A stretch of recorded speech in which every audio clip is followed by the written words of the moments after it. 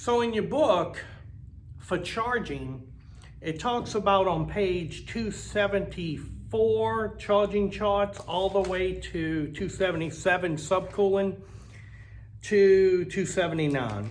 And it covers superheat, subcooling, charging. I'll add a third one in a minute. But your book talks about how to convert these things, and there's a couple of phrases you should write down.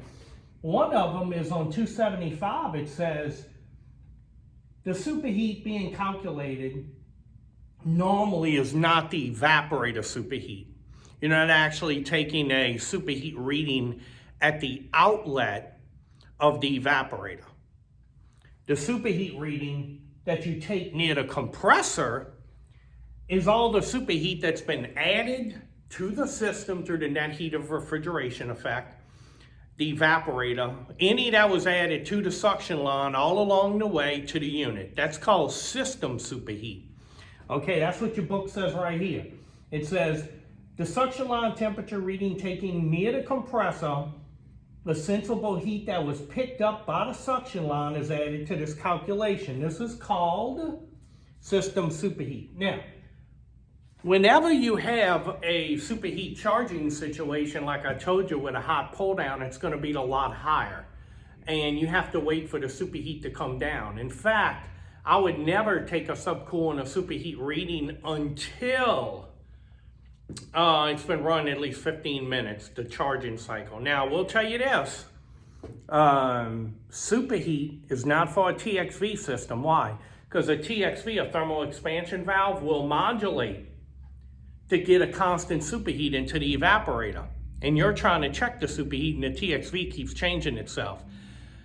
Subcooling is for a TXV system. For a fixed bore system like a cap tube or a piston type metering device, then you would use superheat because it's constant. But that's the way we do that. Those are the things you'll be learning in a lab with your assignments and the way you'll be charging it when you do it on a practical way in a lab. But I want to cover these 3 pages right here of superheat, subcooling. You're like, oh, what is that? What is a superheat? Well, remember, superheat is when you have all the liquid boiled off in the evaporator and there's nothing but heat left. The latent heat of vaporization is over with and you have nothing but vapor left, heated vapor. When you add temperature, sensible heat to that vapor, it goes up in superheat. Subcooling is when you have all the gases condensed into a liquid and latent heat of condensation is over with. There's nothing but liquid left at the bottom of the coil and it continues to give up heat. It becomes subcooled. Now it lowers itself in temperature. Well, you charge a unit by that and you might be like, well, how do I know the range and all? Believe me, you'll do this so much in the lab, you'll know it. Now, let's look at this. Here, I have superheat and subcool wrote for you. With subcooling, we'll do superheat first. Notice with superheat here, you take your suction line temperature. You're going to take your clamp with your temperature, stick it on your suction line, and you're going to get a temperature. Then you look at your gauge, your pressure gauge, on your blue compound gauge of your manifold, take that suction pressure, convert it with a PT chart to a temperature. You subtract the 2 and that's your superheat. Here we have 10 degrees superheat. The normal range is 8 to 12 degrees superheat. See this? This is the normal range. All right, just making sure the camera's got that right now. Okay, right there. Now, watch this. Subcooling.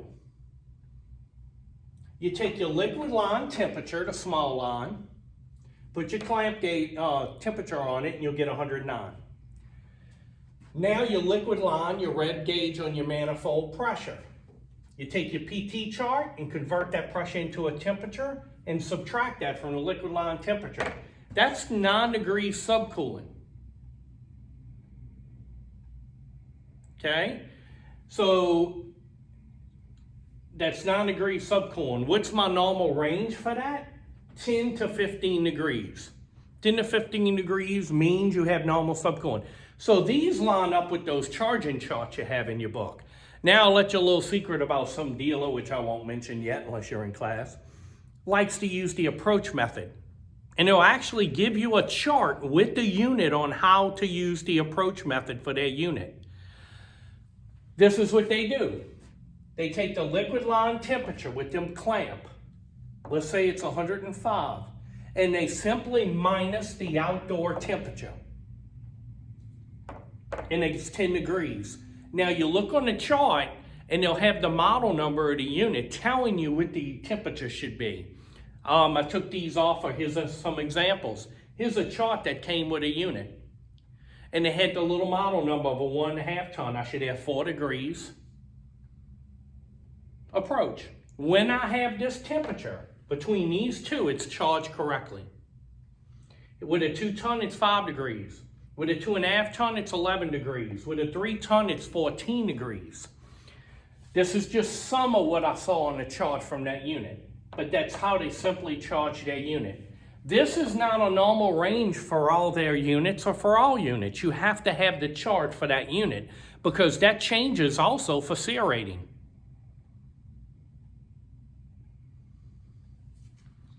Do you have any other questions about superheat, subcooling, or approach?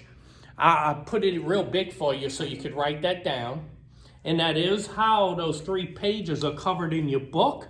But it's my job to communicate it in more of a simplified way. And that's what I did. So right now, go ahead and pause on that and write that down.